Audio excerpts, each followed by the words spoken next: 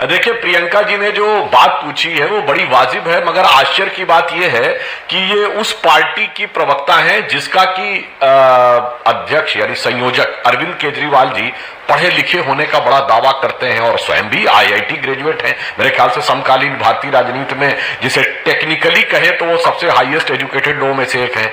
मगर प्रश्न देखिए क्या है। अरे आप समझिए मैडम, कोई विदेश की मैगजीन छाप दे, विदेश की एजेंसी छाप दे, वो अलग बात है। सरकार कहे अलग बात है। जमीन आसमान का अंतर है। जैसे आप कहते हैं हम और आप में से कोई यहां बयान दे दे एक प्राइवेट टीवी चैनल पे और संसद के पटल पर बयान दे, दोनों में जमीन आसमान का अंतर है। फ्लोर ऑफ द हाउस की रिस्पॉन्सिबिलिटी है। तो अमेरिकी संसद बुला रही है संयुक्त सदन में, वो अलग चीज है। और एक रिपोर्ट लिख रही है कि हम हंगर इंडेक्स में कम है, उस रिपोर्ट की जिसकी कोई वैधानिक अथॉरिटी नहीं है, कम से कम पढ़े लिखे व्यक्ति को यह पता होना चाहिए। और वो रिपोर्ट कितनी शानदार है। पाकिस्तान हम पाकिस्तान से नीचे हंगर इंडेक्स में, जहां खाने के लाले पड़े हुए।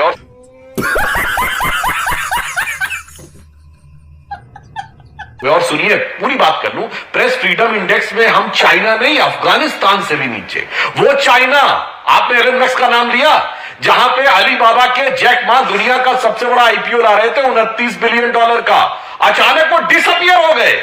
कोई मीडिया में रिपोर्ट ही नहीं कि वो गए कहां। वो प्रेस फ्रीडम इंडेक्स में हम उससे नीचे थे। मुझे लगता बहुत निचली मानसिकता के वो लोग थे जिन्होंने जिस निचले स्टैंडर्ड से ये बनाया था, और उससे ज्यादा निचली मानसिकता जो उसका ढिंढोरा पीटते। और आपको हैप्पीनेस इंडेक्स में बता दूं, हैप्पीनेस इंडेक्स में टॉप 5 में एक कंट्री है आइसलैंड। वो एक दूसरे इंडेक्स में टॉप पे है। वो क्या है? एंटी डिप्रेशन ड्रग्स के कंजम्पशन में भी वो टॉप 5 में। हमको मारो, हमको जिंदा मत छोड़ो सालो। हम कोई मंदिर का घंटा है कि कोई भी आके बताए। अब मुझे समझ में नहीं आता कोई देश जो एंटी डिप्रेशन ड्रग्स में टॉप 5 में हो, वो हैप्पीनेस इंडेक्स में टॉप 5 में। प्रियंका, इलोन मस्क सरकार है सुधांशु जी। नहीं, मैं तो जॉय बिडेन की बात कर रहा हूं, जॉर्जिया मेलोनी की बात कर रहा हूं, ऑस्ट्रेलिया के प्रेसिडेंट की बात कर रहा हूं, पापुआ न्यू गिनी के प्राइम मिनिस्टर की बात कर रहा हूं, और मैंने यूएस कांग्रेस की बात कही। Both the session have invited. तो there is a huge difference the official and one more thing. एक मिनट, एक सेंटेंस पूरा कर दो। व्हाइट हाउस ने अपने प्रेस स्टेटमेंट में वो राहुल गांधी के स्टेटमेंट से प्रेरित पाकिस्तानी पत्रकार के जवाब में जो बोला, that was an official statement by the official of the white house. समझ रहे हो? समझ रहे हो? समझ रहे हो ना? White House. तो whatever I am talking, official White House, president dinner, US Congress. और आप जो कह रहे हो इधर उधर की बहुत सारी सर्वे एजेंसी। तो ये तो बात सही है ना। आप भी तो पूरा विपक्ष ढिंडोरा पीटता रहा, राहुल गांधी ढिंडोरा पीटते रहे, लोकतंत्र समाप्त हो गया है। फाइनली व्हाइट हाउस के प्रवक्ता ने बोला जिसको लोकतंत्र समाप्त होता हुआ भारत के अंदर दिख रहा है, जाके दिल्ली में जाके देखे, वहां पर इतना हंसता खेलता लोकतंत्र है। जवाब मिल गया था वहां पर। व्हाइट हाउस के प्रवक्ता ने बहुत बड़ा जवाब दिया था। It was a big headline. मैं not only in India, across the world. Amir ji, any relationship with a foreign country has to be examined in terms of what it brings for India.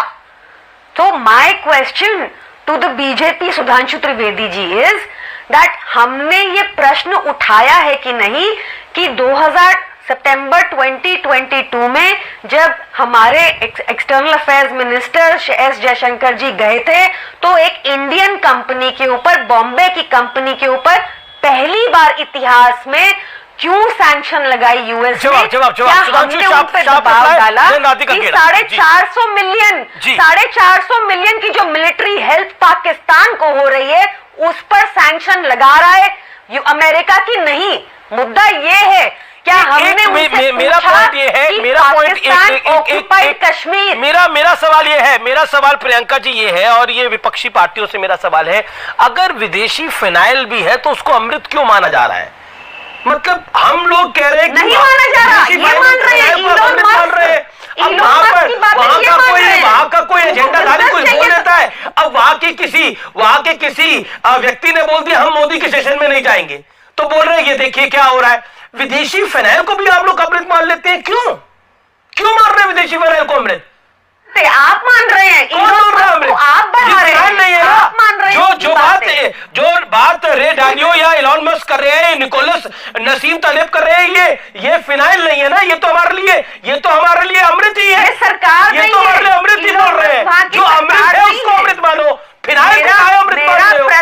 कैसा लगा मेरा मजाक? है ठीक है, आपने photo खिंचा ली अमीश जी, सबने फोटो देख ली। मेरा प्रश्न सिंपल सा है कि क्या आपने यूएस एम्बेसडर से वहां पर बात की कि क्यों वो पाकिस्तान के प्रेसिडेंट से बात कर रहे हैं, तो यूएस एम्बेसडर से क्या बात करेंगे? वहां जाकर okay Sudhanshu prime minister is the state guest, why we will not talk to ambassador only, he is the state guest. सुनिए, हाँ इन्होंने सैंक्शंस की बात कही तो मोदी जी की, अब मैं बोल लूं, जवाब दे दूं। देखिए अमीश जी, इन्होंने सैंक्शंस की बात कही तो मुझे याद आ गया कि मोदी जी की कूटनीतिक दक्षता का प्रमाण देखिए।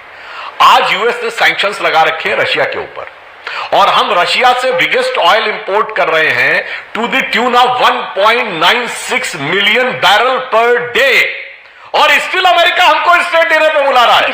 मतलब आज योग दिवस है अमीश जी, जवाहरलाल नेहरू शीर्षासन करते थे, अमेरिका को शीर्षासन करा दिया हमने कि आज हमें वहां से रशियन ऑयल इंपोर्ट करने के बाद अमेरिका कहता है कि भारत उसका स्ट्रेटेजिक एलाई है और रशिया कहता है कि वो हमारा ट्रेडिशनल एलाई है।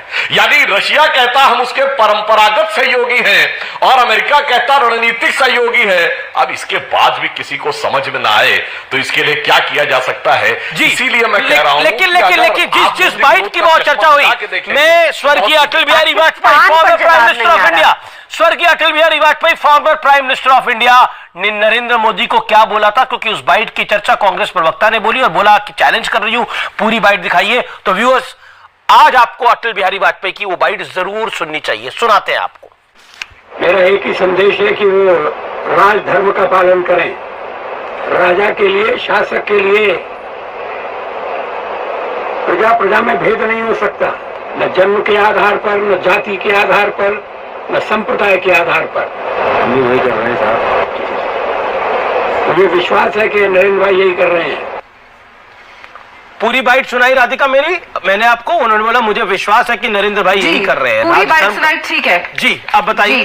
पूरी बाइट में उन्होंने ये भी कहा कि प्रजा प्रजा के बीच में अंतर नहीं कर सकते, जाति धर्म प्यारी समझ गई के खिलाफ नहीं कर सकते। अगर वो पूरी बात सुनिए, मेरे को आपने सुना, मुझे मेरी बात कंप्लीट करने दीजिए, दो बहुत महत्वपूर्ण बातें करनी है इस पे। जब उन्होंने ये कहा, फिर पीछे से मोदी जी ने टोका, तो उन्होंने कहा मुझे विश्वास है वो कर रहे हैं। अगर विश्वास होता तो पहली बात वाजपेयी जी ये बात बोलते नहीं कि मेरा एक ही संदेश है कि वो राजधर्म निभाए, जो राजधर्म निभा रहा है उसको बोलने की जरूरत नहीं पड़ती। और दूसरी बात, अमीश जी कहां से आते हैं? अमीश जी 51 मिनट्स हो चुके हैं आपके शो पे। नहीं कमाल नहीं है, बिल्कुल साफ बात है। अब मेरे को कंप्लीट करने दीजिए। 51 मिनट्स हो चुके हैं, यहाँ पे नरेंद्र मोदी जी का जय जयकार हो रहा है। वही नरेंद्र मोदी जी जिनके लिए इनके ही एक सांसद जो पहले मंत्री भी रह चुके हैं, उन्होंने कहा था कि उन्होंने युद्ध विराम कर दिया था यूक्रेन और रशिया के युद्ध में। तो मैं ये पूछना चाहूंगी उनसे भी और यहाँ पे बैठे सांसद साहब से भी कि जब युद्ध विराम वो यूक्रेन का और रशिया के बीच में कर सकते हैं, तो क्यों हमारा मणिपुर जल रहा है और हमारे देश के प्रधानमंत्री अमेरिका घूम रहे हैं? ये तो बिल्कुल नीरो के अवतार हो गए। When Rome was burning, Nero was playing the violin। जब मणिपुर जल रहा है तो इस देश का प्रधानमंत्री विदेश घूम रहा है। 51 मिनट्स में किसी ने ये चर्चा नहीं करी, सब मोदी मोदी मोदी मोदी कर रहे हैं। ये वही मोदी जी है जिन्होंने नोटबंदी करी और जापान में जाके ताली बजाई थी और कहा था घर में बेटी की शादी के लिए पैसे नहीं है और नोटबंदी हो गई।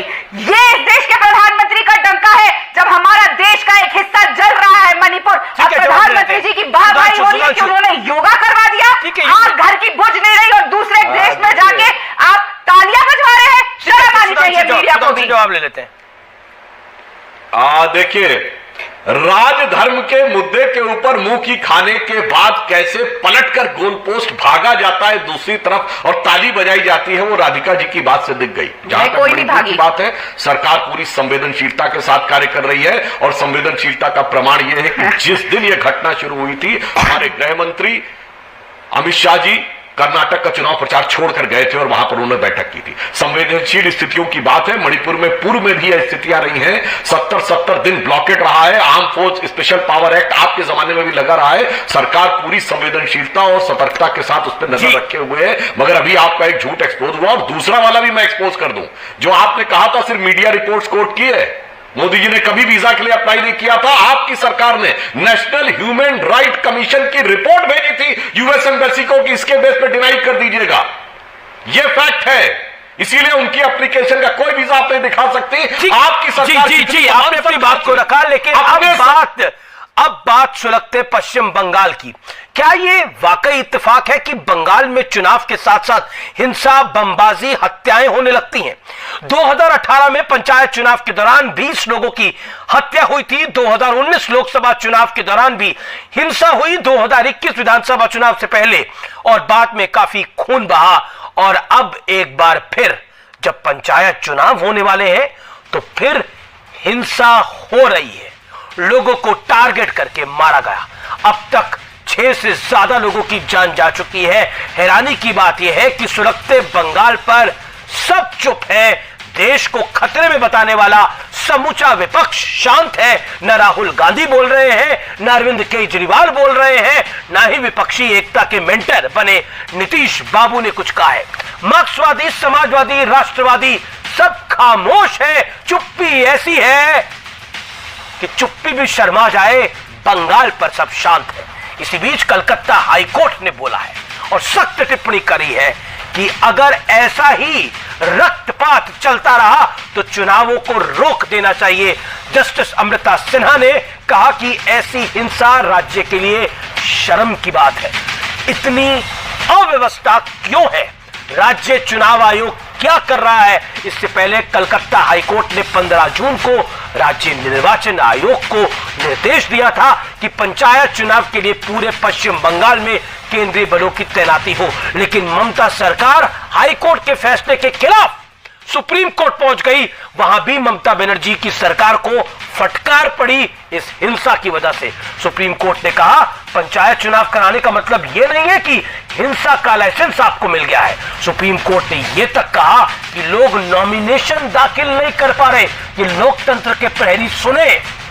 लोगों की हत्याएं हो रही हैं तो निष्पक्ष चुनाव कैसे होगा? लोकतंत्र खतरे में है, अब कोई नहीं कहता। सुप्रीम कोर्ट की फटकार के बाद अब राज्य चुनाव आयोग हर जिले में एक केंद्रीय बल की कंपनी तैनात करने का फैसला किया है। लेकिन सवाल है कि बंगाल में चुनाव और हिंसा एक सिक्के के दो पहलू क्यों हैं? क्या दंगाई पुलिस प्रशासन से ज्यादा ताकतवर हो गए हैं या फिर जानबूझकर दंगाइयों की तरफ आंखें बंद कर ली जाती हैं? क्या यह सेकुलरिज्म का ममता बनर्जी वाला वर्जन है?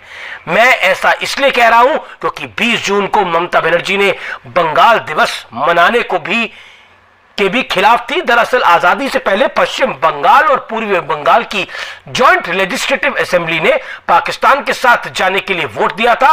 यहां समझने की बात यह है कि पूर्वी बंगाल मुस्लिम बहुल और पश्चिम बंगाल हिंदू बहुल था। बाद में पश्चिम बंगाल की असेंबली में सेपरेट वोटिंग हुई और फैसला भारत के साथ जाने के पक्ष में आया। भारत का बंटवारा धर्म के आधार पर हुआ था, इसलिए पूर्वी बंगाल में जो मुस्लिम बहुल था उसने पाकिस्तान के साथ जाने का फैसला लिया और पश्चिम बंगाल जो हिंदू बहुल था वो भारत में रहा। सवाल यह है कि ममता बनर्जी बंगाल दिवस मनाने के खिलाफ क्यों थी?